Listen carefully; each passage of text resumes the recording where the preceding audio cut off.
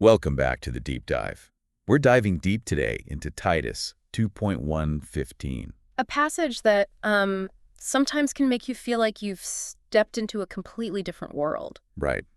But I think you'll agree that there are actually some seriously timeless truths hidden in these verses, Yeah, ones that still speak to us even today. absolutely. I've got notes, study guides, all kinds of resources to help us really unpack what Paul was trying to get across to Titus and the early church. It really is amazing. You know how this passage written centuries ago still has so much to say to us in the 21st century. It's true. Almost like a blueprint, for building strong character. Yeah. Living a life that actually reflects your faith no matter who you are or what role you play in your community. Yeah, when I first read this passage, it felt a little bit like a rule book with instructions for different groups of people. Right. But as I've been looking at it, I'm starting to see it more as a guide to creating a community where everyone's playing their part. Absolutely. And the foundation for this community is something Paul calls sound doctrine. Sound doctrine. Now, that may sound a little bit intimidating, but really what it means is having a solid understanding of the core truths of your faith. It's not just about knowing facts, though, is it? No. It's about letting those truths actually shape the way you live. So putting your faith into action. Exactly. It's not enough to just say you believe, you actually have to live it out in a way that others can see. It's about walking the walk, not just talking the talk. Right. And this passage gets into the nitty-gritty of what that looks like for different groups within the church. Okay. It's almost like a snapshot, of the early church community Yeah. and the roles that people played within it. It's interesting that Paul starts with older men. Why do you think that is? Well, in the ancient world, older men held a position of real authority and respect. They were seen as those wise elders who guided and mentored the younger generation. Oh, so it makes sense then that Paul would highlight their role in setting the tone for the whole community. Absolutely. And notice the qualities that he specifically calls out: temperance, dignity, sound judgment, strong faith, love, and patience. These are all the markings of mature, seasoned believers who can offer stability and guidance to the community as a whole.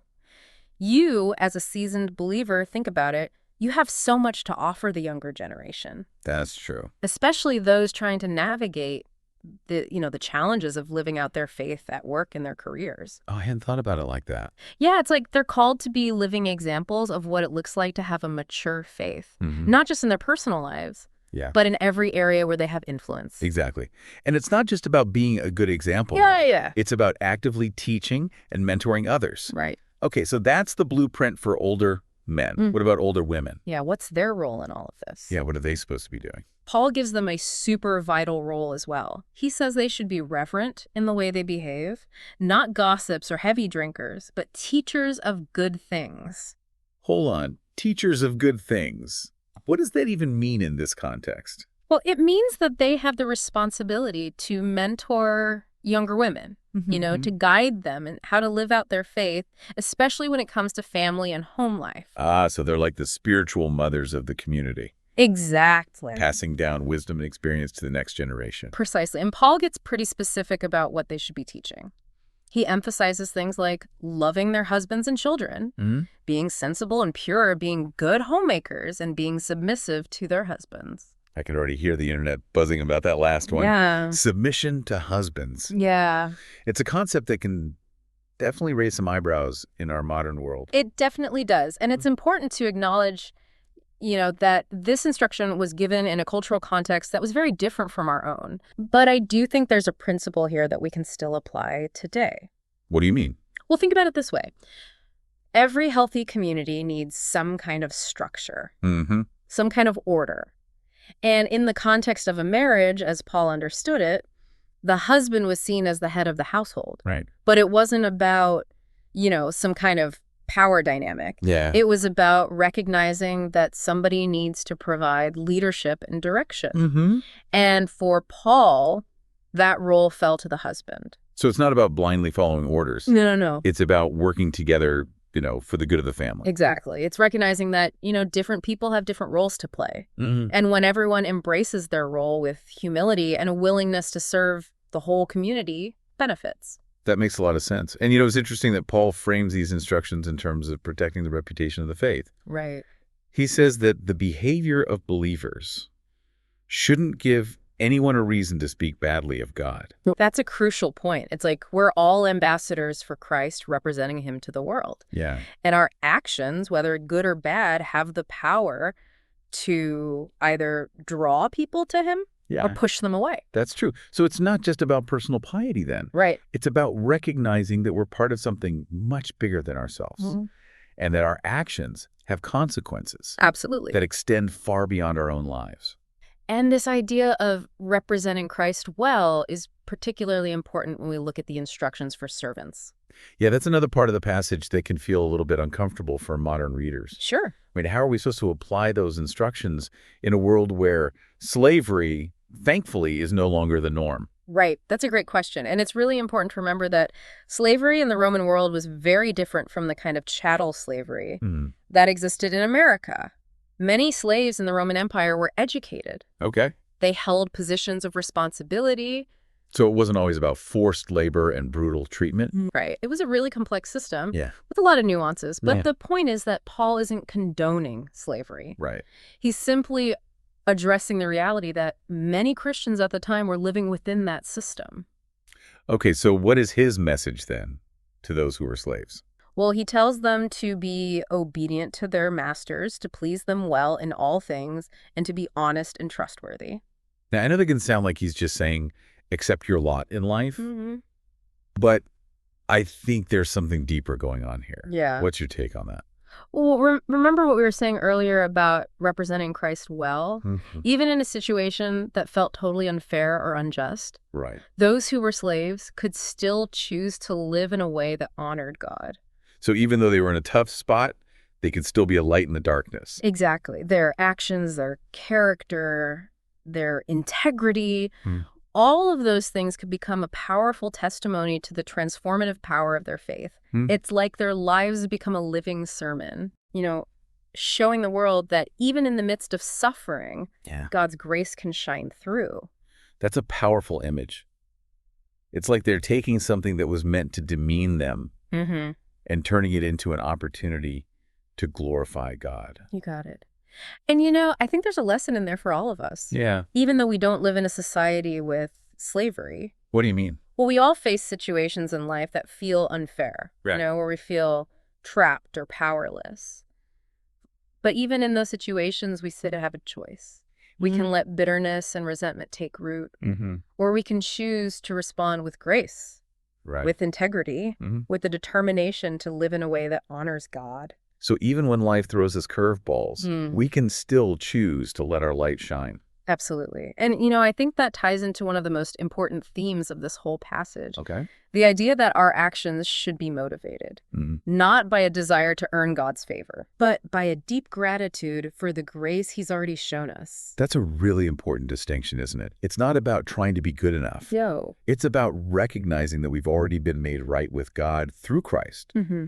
And that should radically change the way we live. Absolutely. And that's where we'll pick it up next time. We'll be exploring the transformative power of grace and how it shapes everything we do as followers of Christ. So last time we were talking about how our actions should be driven by, gratitude for God's grace. Right. Not by some desire to earn his favor. Mm-hmm.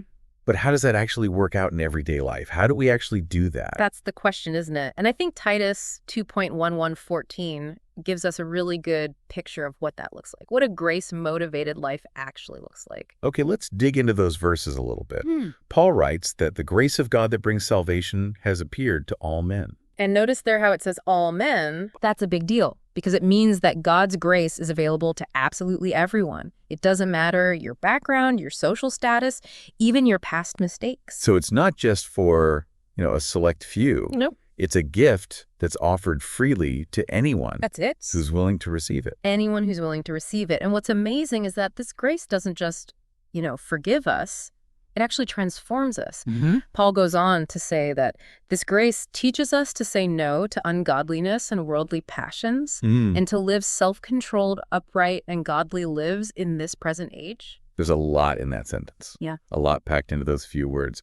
It's like this grace is a force It is. that changes the way we think, the way we act, Yeah. even the way we see the world. Absolutely. It's not just about, getting that ticket punched for heaven. Right. It's about having our entire being, reoriented toward God. Yeah. It's learning to say no to the things that pull us away from him Yeah. and saying yes to the things that draw us closer. So it's like a process of becoming more like Christ. Absolutely. And notice how Paul contrasts the present age with the age to come. Well. What he's saying is that even though we live in a world that's, broken and messed up, we're called to live differently, to live in a way that reflects God's kingdom. It's almost like we're citizens of two worlds, isn't it? Yes. The one we're living in now, and then the world that's coming. Mm-hmm. And we're called to live in a way that honors both. You got it. And I think that tension between the now and the not yet, Yeah. that's really what gives our lives purpose and meaning. Mm-hmm. We're not just sitting around, waiting for heaven. We're actively working to bring heaven to earth. And we do that by living out the principles of God's kingdom right Exactly. in our everyday lives. Yes. And that brings us back to something we touched on a bit earlier, the idea of good works. Yeah, Paul describes Christians as a peculiar people, zealous for good works. I always kind of chuckle at that phrase, peculiar people. Me too. Yeah. It sounds a little strange to our modern ears, but what it means is that we're different. We're set apart. Right. Not in like a weird or snobby way, though, No, not at all. but in a way that shows that we belong to God. Exactly. And belonging to God should show up in our zeal for good works. Yeah. But it's important to remember, that good works don't earn us God's favor. Right. They're a response to his grace. It's like the natural overflow of a heart that's been transformed by God's love. Exactly. When we really get a hold of how deep God's grace is, it motivates us to live differently. Mm-hmm. It inspires us to help people who are hurting, to fight for justice, to be peacemakers, to show God's love to a world that desperately needs it. I love that. So it's not about, trying to follow a list of rules to try to earn our way to heaven. Nope. It's about letting God's grace flow through us and out into the world. Exactly. It's about becoming, channels of his love, his compassion, his mercy. When I think about it, like the idea of good works Right. doesn't seem so overwhelming. Right. It's not about, trying to be perfect or racking up points. Mm-hmm. It's about letting God use us Yes. to make a real difference in the world. That's the beauty of grace. It frees us from the pressure to perform, and it empowers us to live from a place of love and gratitude. I think we sometimes make good works more complicated than they need to be. Yeah. It's not always about, these big, grand gestures Right. or heroic acts. It's about the small things, the everyday choices That's it. we make to love our neighbor and reflect God's character. Exactly. It's about, being kind to that cashier at the grocery store, Yeah. helping your neighbor out with yard work, speaking words of encouragement to someone who's feeling down. It's about being the hands and feet of Jesus. Yeah, when we were talking earlier about those instructions for different groups in the church, it almost felt like a checklist Right. of things we have to do to be good Christians. Yeah. But now I'm realizing it's so much bigger than that. It's not about checking boxes. It's about letting God's grace transform us from the inside out so that our actions naturally flow from a heart that's been touched by his love. That's a much better picture, isn't it? Absolutely. And I think that's really one of the key takeaways from this whole passage. It's Yeah. not about trying to earn God's love. It's about surrendering to his grace and letting it change everything about us. This has been so helpful. I Good. feel like we've really, dug into some of the deeper truths of this passage. Me too. And I think there's even more to discover as we move into the last section where Paul reminds us of the ultimate hope that sustains us as believers. We've been talking about how God's grace can really transform us, and inspire us to live differently, to do good works. But we need to look at one more piece of the puzzle, and that's this idea of hope. Yeah, you're absolutely right. The idea of hope, it's woven throughout this whole passage like a golden thread, tying everything together. I'm intrigued.